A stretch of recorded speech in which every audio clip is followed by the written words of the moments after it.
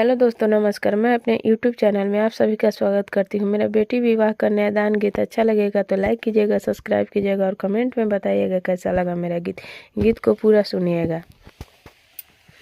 बाँस हरियर पापा हो कटाई लैला मारो छवाई दिहलाना। बाँस हरियर पापा हो कटाई लैला मारो छवाई दिहलाना।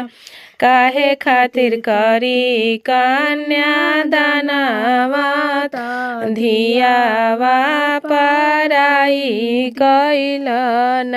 काहे खातिर करी कन्यादान धियावा पराई दिहलन। बाँस हरियर बेटी हो कटाई लैनी मारो छवाई दिहनीना।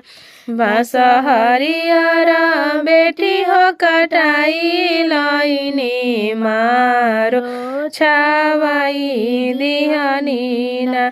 पापा के फर्ज बेटी हो पूरा कैनी तोह के ना पराई कैनी हो। पापा के फर्ज बेटी हो पूरा कैनी तोह के ना पराई कैनी हो। धानवा के लौआ भैया हो छिटी दिहल बहिनी के तेजी दिहलना। धनवा के लौआ भैया हो छिटी दिहल बहिनी के तेजी दिहलना। हाथावा धारा के भैया हो बनोइया से ससुरा तू भेजी दिहलना। हाथावा धारा के भैया हो बनोइया से ससुरा तू भेजी दिहलना। काठ के करजवा बहिनी बनाई के लौआ हम छिटतानी हो। काठ के करजवा बहिनी बनाई के लौआ हम छिटतानी हो। भैया के नगरिया बहिनी पराया होला ससुरा तोहरापन होला हो। भैया के नगरिया बहिनी पराया होला ससुरा तोहरापन होला हो। पापा के मतियामा हो मराइल बाटे तू समुझाई दे तू हो। पापा के मतियामा हो मराइल बाटे तू समुझाई दे तू न।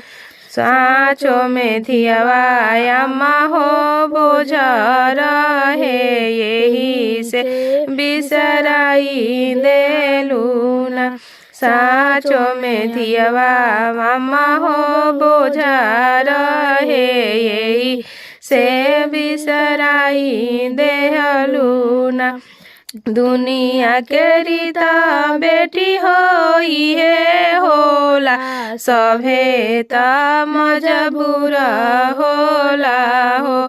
दुनिया के रीता बेटी हो ये होला सभे त मजबूर होला हो।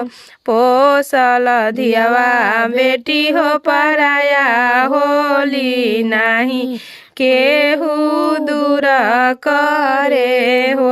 पोसल धियावा बेटी हो पराया होली नाही बेटी बोझ होली हो। पोसल धियावा बेटी हो पराया होली नाही बेटी बोझ होली हो।